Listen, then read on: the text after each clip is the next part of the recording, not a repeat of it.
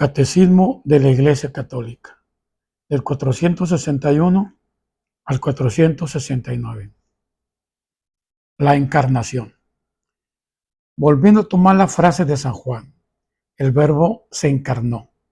La Iglesia llama encarnación al hecho de que el Hijo de Dios haya asumido una naturaleza humana para llevar a cabo por ella nuestra salvación.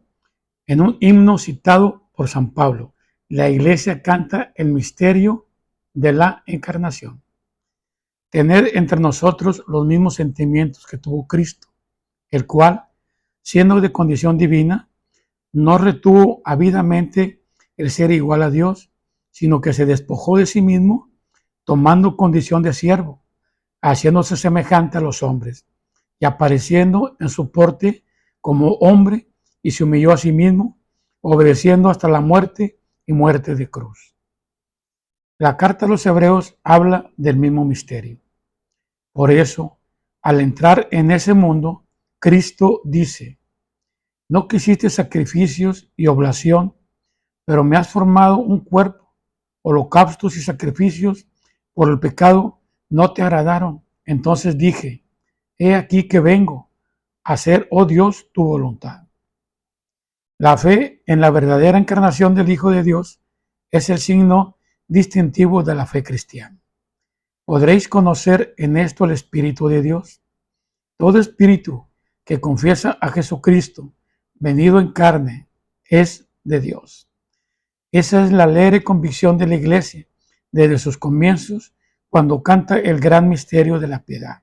Él ha sido manifestado en la carne, verdadero Dios y verdadero hombre. El acontecimiento único y totalmente singular de la encarnación del Hijo de Dios no significa que Jesucristo sea en parte Dios y en parte hombre, sino que sea el resultado de una mezcla confusa entre lo divino y lo humano. Él se hizo verdaderamente hombre sin dejar de ser verdaderamente Dios. Jesucristo es verdadero Dios y verdadero hombre.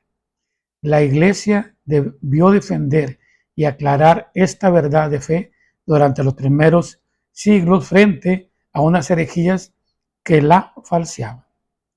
Las primeras herejías negaron menos la divinidad de Jesucristo que su humanidad verdadera, doctrina gnóstico. Desde la época apostólica, la fe cristiana insistió en la verdadera encarnación del Hijo de Dios, venido de la carne, pero desde el siglo III, la Iglesia tuvo que afirmar frente a Pablo de Samosata, en un concilio reunido en Antioquía, que Jesucristo es Hijo de Dios por naturaleza y no por adopción. El primer concilio ecuménico de Nicea en el año 325 confesó en su credo que el Hijo de Dios es engendrado, no creado, de la misma sustancia, en griego, homoousion, que el Padre condenó a Arrio, que afirmaba que el Hijo de Dios salió de la nada y que sería de una sustancia distinta de la del Padre. La herejía nestoriana veía en Cristo una persona humana junto a la persona divina del Hijo de Dios. Frente a ella, con Cirilo de Alejandría y el tercer concilio ecuménico reunido en Éfeso en el año 431, confesaron que el Verbo, al unirse en su persona a una carne animada por su alma racional, se hizo hombre.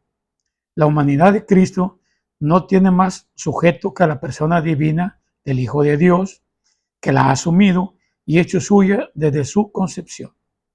Por eso el concilio de Éfeso proclamó en el año 431 que María llegó a ser con todo verdad Madre de Dios mediante la concepción humana del Hijo de Dios en su seno.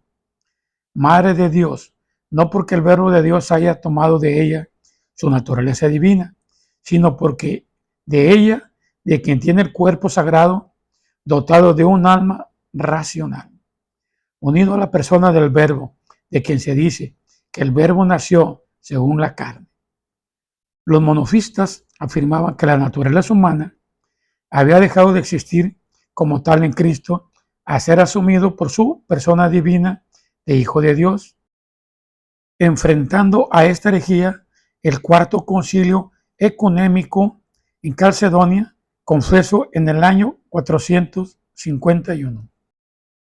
Siguiendo pues a los santos padres, enseñamos unánimemente que hay que confesar a un solo mismo Hijo y Señor nuestro Jesucristo, perfecto en la divinidad y perfecto en la humanidad, verdaderamente Dios y verdaderamente hombre, compuesto de alma racional y cuerpo, consubstancial con el Padre según la divinidad y consubstancial con nosotros según la humanidad, en todo semejante a nosotros, excepto en el pecado.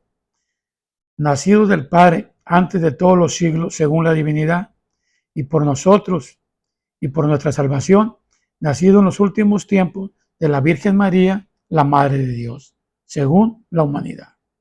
Se ha de reconocer a un solo y mismo Cristo Señor, Hijo único en dos naturalezas, sin confusión, sin cambio, sin división, sin separación. La diferencia de la naturaleza de ningún modo queda suprimida por su unión, sino que quedan sobre las propiedades de cada uno de las naturalezas y confluyen en un solo sujeto y en una sola persona. Después del concilio de Calcedonia, algunos concibieron la naturaleza humana de Cristo como una especie de sujeto personal.